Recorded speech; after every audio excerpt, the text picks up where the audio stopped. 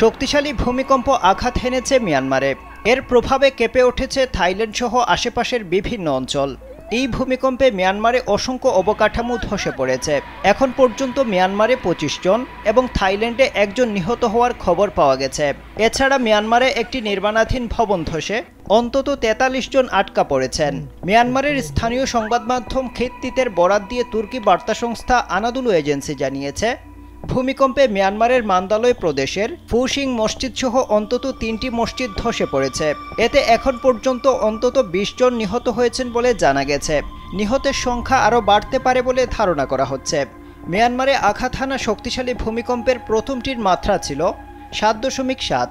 ওয়ালটন আবারও মিলিয়নিয়ার অফারে ওয়ালটন ফ্রিজ কিনে আপনিও হয়ে যেতে পারেন মিলিয়নিয়ার। দ্বিতীয় ভূমিকম্পটি ছিল 6.4 মাত্রার। মিয়ানমারের পাশাপাশি থাইল্যান্ডের রাজধানী ব্যাংকক সহ ওই অঞ্চলের অন্যান্য স্থানেও কম্পন অনুভূত হয়েছে।